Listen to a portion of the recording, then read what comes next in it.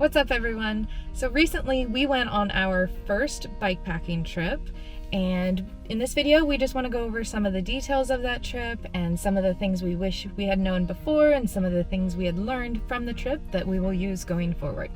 One thing I should mention, why are we sitting in a car right now?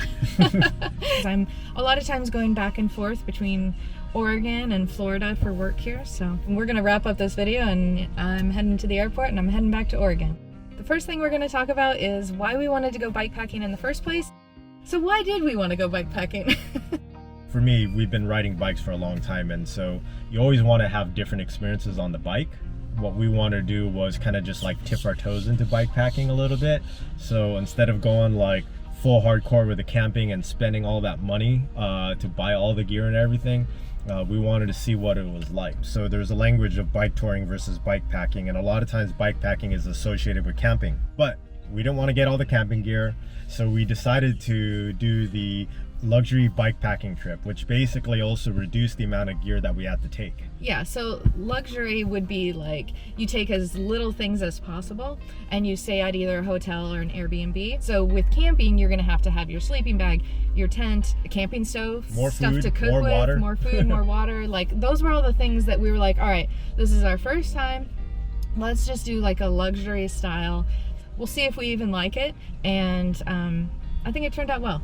The route that we chose, obviously we weren't trying to kill ourselves. We wanted to find a route that was comfortable for both of us and not doing 100 miles, each day. So we decided about 50 miles a day on average would be good for doing a multi-day ride. One of the more important things for me was like finding that destination or finding a location to go see, right? It's not about, for me at least, it wasn't solely about the ride itself, like what roads we go down. It was really about like what are we gonna see along the way. Actually, we found an Airbnb we wanted to stay at, and then we kind of based our route around that.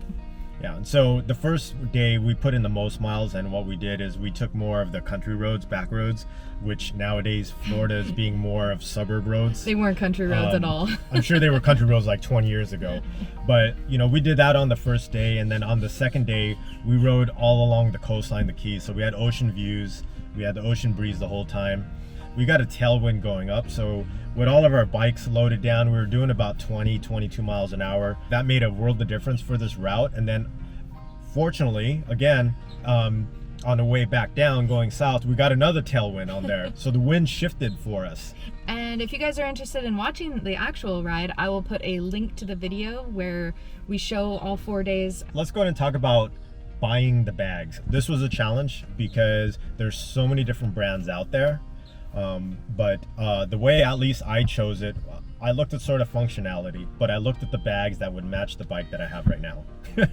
And so there was a red bag. It's gotta look good. It was accessible. I have a red bike and it kind of looked good, but surprisingly, the functionality of the bags that I got was pretty good. So he got his bags first, and I was, debating whether do I go with something similar to what he has. I really wanted to match my bags to the bike. I wanted it to look good, right? Hey, if you can't ride fast, you better look fast. Yeah, and I definitely don't ride fast. So anyways, we kind of found something that looks really good, and also it was a good price. So I have 3 bags, maybe spent $300 total. It wasn't all that expensive. I mean, it's a one-time investment. You're gonna keep the bags for, I don't know, 10 years or something, right? Yeah, and then another thing we looked at obviously was how long of a trip are we going on, how much stuff do we think we're gonna need, and that determined what size of the bags we bought. Let's talk about a little bit about test packing the bags. We ordered the bags online. I got my stuff through REI. As soon as you got your bags, I was like, ooh, I want mine. So we tried to get them as soon as possible and as close together as possible, because then we could be like, all right, what do you like about it? What do you don't like about it? How are we gonna pack things? What we did actually started was with a checklist. We made a checklist of everything that we need together, or for the trip, and then also individual. And we started from there. Then what we did is we took everything, laid it out on our bed, or whatever she did. I did it on my bed. And then what I did is I took all of those, packed it into packing cubes, and then put everything inside the bag and stuffed it. The challenge was this: you do not want to overpack for this. That is the worst thing you want to do, is overpack. But at the same time, you don't want to be underpacked wishing you had this and that. So the checklist was a good thing because it kept us somewhat focused on what we needed to do. So I did things a little bit differently than he did. I did not use packing cubes. I just thought it was easier for me to just kind of stuff things in, roll it as tight as I could and stuff it in the bags. I did use plastic baggies for my toiletries, thank you. Everybody will find their own way, but these are good options. I really don't feel like I brought too many things. Did you? Like I brought a long sleeve shirt that I didn't end up wearing, I think maybe one night, but I really didn't need it, which actually, if you think about packing a long sleeve shirt, it takes up a lot of space. But other than that, I felt like we packed pretty well. I didn't also feel like I was missing anything. You know, there's probably a couple things that we could probably reduce, but I think it's super important that when you travel with a lot of, like, let's say toiletries, shampoos, 1 ounce for like a few days is a perfect size. I will say, women with longer hair, you probably need a little more shampoo. I did 3 or 4 showers, and I did go through the whole shampoo bottle, and I was kind of also using it for a body wash. So shampoo, I would say stick with like a 3 or 4 ounce, but everything else, like the face wash, toothpaste, everything goes smaller than you think. Aside from packing all the gear, one of the challenges we had was trying to figure out how much money to spend. Staying at hotels and Airbnbs can get pretty damn expensive really quick. And that's one reason why we ended up choosing the cabin, was because it was priced pretty well. It was something affordable. I think it was like $200 a night. And it was just in a wide open space, and it just fit the criteria of what we were looking for. We actually looked at a lot of different areas, and so this one was our pick. But you know, I think, you know, once we factored in the cost of all the bags, we factored in the cost of the food, landed up buying a new Garmin, so that had good navigation turn by turn, which was extremely helpful. You know, I think overall the cost of the trip itself, we probably spent about $500 or $600. I'm a very frugal person, so I did have a hard time, like, holy cow, we are spending a lot of money right now. Before I even get to Florida, I was still back in Oregon, and I was like, oh my gosh. But I had to keep reminding myself, like, a lot of the things, like he mentioned, the Garmin, the bags, we're going to use those for years. So what we did was separate the cost of things that were like reusable versus like this is a one-time cost. So with budgeting, just make sure you pay attention to what you're doing, honestly, because you can get wrapped up in like getting all the new things, and just be aware of what you're spending money on. And like I did, I wrote it down, put it in a list, and there's no denying what we're spending. And adjust your trip to your budget. I think that's my best advice, is like, you don't have to go crazy. Find an Airbnb or a cheaper hotel that fits your budget. Find the bags that fit your budget, and just have fun with it versus stressing about having the best gear and spending all the money. Typically, and I've stayed at many Airbnbs, usually when you go there, the kitchen's all decked out, there's all this stuff, food and everything. But I think with the COVID restrictions, what's happening is they removed all the additional things that people would touch and use, right? So we're talking basically like oil, like ketchup, like salt and pepper and everything. There were no coffee filters. Yeah, that's a problem. But we went there, there's literally nothing there. And thankfully for Instacart, they delivered food, because it would have been a pain in the ass to ride to Publix, which is the grocery store here, bring all that stuff. So for about $10 or $15, someone delivered all that stuff right to our cabin, which was amazing. Mm-hmm. But at the same time, we tried to find the smallest ketchup, the smallest oil, but it was still like 20, 30 times more than what we can use for the weekend. We definitely wasted more than I feel comfortable with. I think next time, not knowing what's going on, I'm gonna bring small little packets of this stuff. Yeah. And just have it. I think it depends on, you know, how much space you have, right? Because if our bags were pretty tight, so it's a really good idea to bring those little packets, but you got to prioritize what's going to fit in your bag. So it's all about test fitting prior to going, right? Yeah. But just knowing those little things, maybe we could have asked the host what they actually had in stock there, so we could have known ahead of time, versus getting there and being like, oh crap, there's nothing here. Like, now what do we do? The next thing that we want to talk about is going to be the food that we brought on the bikes while riding. So we expected to be riding anywhere between 4 to 6 hours a day. But I don't like to eat heavy meals in the middle of the ride. I don't mind a small snack, but for me at least, I want to just constantly stay fueled little by little. So this way I have energy that's sustainable for the ride. So what were the things we brought with us? It was goose, some bars. And then we had sport legs and electrolyte pills, and that was really it. And the water tablets, the electrolyte tablets to put in our water. That's right. We would drop them in anytime we refilled our bottles. We would drop another tablet in there. I think the most important thing was to stay hydrated, right? So she doesn't like to drink water for some reason, and I'm a guy that will drink probably about one bottle of 20 or 24 ounce, whatever the size of my water bottle is. I ride the largest ones, and one of those an hour while you're riding is actually not a lot. And then for the goose, you're doing about one an hour. That's going to be pretty good. We stopped at a Starbucks, had some coffee, had a little pastries, along the way.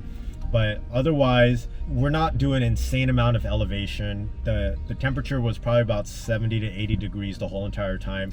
We didn't eat a whole lot, which honestly, if you think about 4 hours, it's not anything insane. As far as food, the most important thing is that as soon as you're done riding, you want to get food in your system, so it's fuel for the next day. Don't wait like 2-3 hours or 4 hours and then not eat, and the next you're feeling lethargic, and then the second day on the bike you just feel like crap. All right, so one of the other things that we want to talk about is kind of like work in this trip. So we have an office, but we also work remote a lot. The reason we take these trips is to unplug from work. One of the most important things to decide upon before going on any trip, honestly, and especially because we work together, is, okay, are we going to work on this trip? Are we trying to be totally unplugged? Or can we do a little bit of work? Unfortunately, my dumbass did not turn off my work phone and texting, and patients were hitting me up the whole time.